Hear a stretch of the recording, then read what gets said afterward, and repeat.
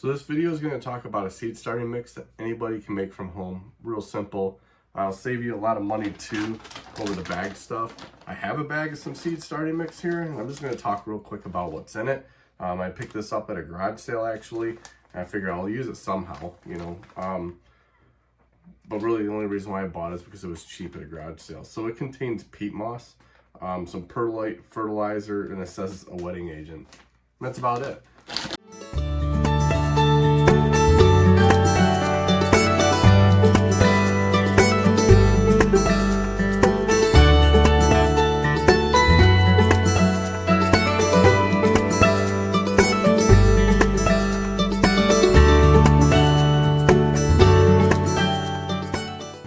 Isaiah 61:11 says, "For as the earth brings forth its sprouts, and as the garden causes what is sown in it to sprout up, so the Lord God will cause righteousness and praise to sprout up before all nations."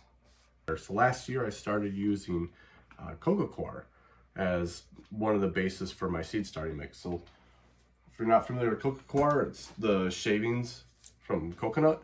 It comes in a brick like this, and this is a pretty condensed brick. So when you throw this in one of these tubs, add some water and break it up, you get a little more than this. I've already used some of this. And so this is it all broken up, and then it's been dried back out. You can see it's real soft, fluffy now. This will soak up like a sponge. This is your medium that really holds water in this seed starting mix. The other ingredients that I use, I'll add perlite. I have a bag of perlite back here. And then the third ingredient is bagged compost. I make my own compost, and last year I added some of my own compost from the yard too. But I do have some bag compost that I bought on clearance that I'm going to use for this particular blend. And that's it. Actually, I add a little bit of Trifecta Plus fertilizer as well. So that's it. And what I do, I pretty much just go half and half with it. So I'm going to get some of this compost in here. Nice, dark, rich compost.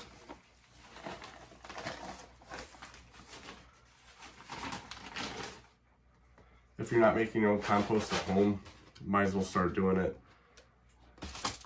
It's awesome for amending soils, for making your starting mixes. And I'm going to take this coco coir and add about the same amount. Maybe even go a little bit heavier. I tried growing in just the coco coir itself with some fertilizer, and we did get plants. It was my kids' marigold project that they were doing, and you can see this is really dusty since it's dry. And their marigolds just really didn't do that well. I'm not really sure if it was because of temperature, but I had a strong feeling that it was because of the fact that it was just coco coir and a little bit of fertilizer in there. So I started adding compost, and everything later that we seed started turned out to be a lot better. So I have a feeling that this is the agent that really helps. I'm going to add more of this just to add some more nutrients to the seed starting mix. Last thing I'm going to do is add this perlite.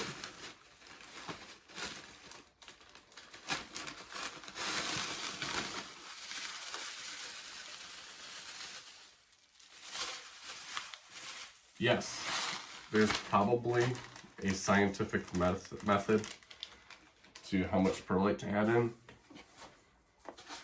I just kind of go by what looks good.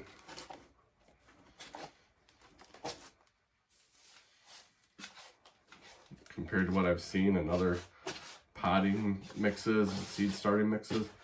The benefit to the perlite, if you were to take this perlite and put it in a glass of water, it's going to float.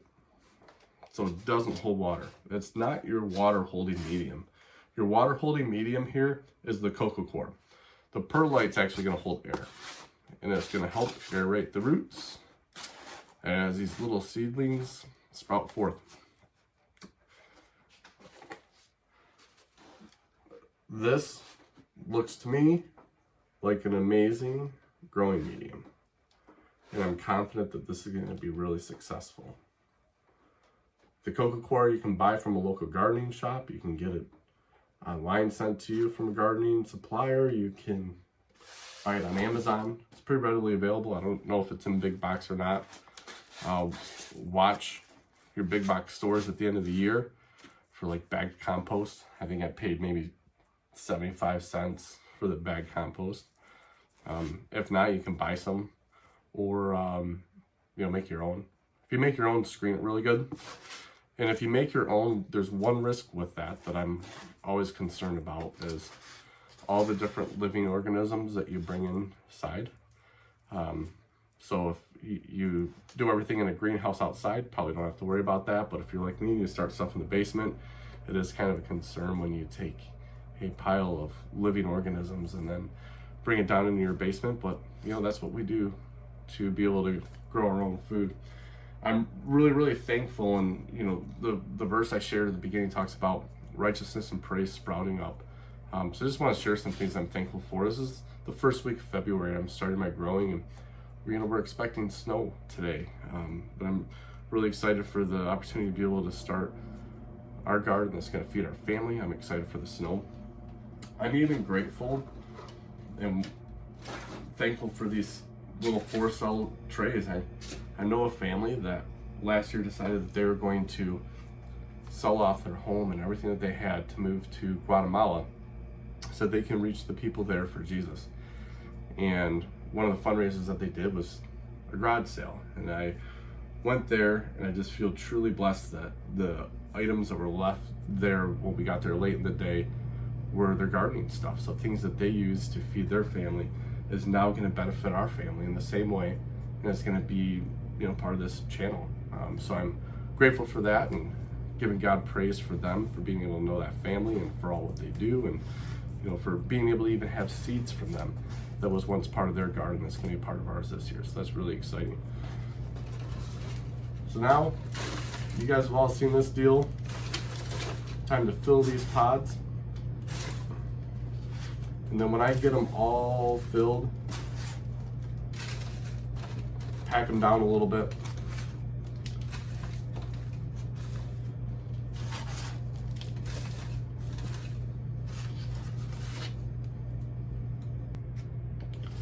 That's what our tray looks like, ready to go. I'm going to make up a little bit more of this mix and move on to the next tray. I want to say thank you for watching. Check out our other videos. Help us make these videos more viral by liking, sharing, subscribing, doing all that stuff. Drop a comment below if there's any way that I can improve this or anything that I'm doing wrong here. Go ahead and let me know.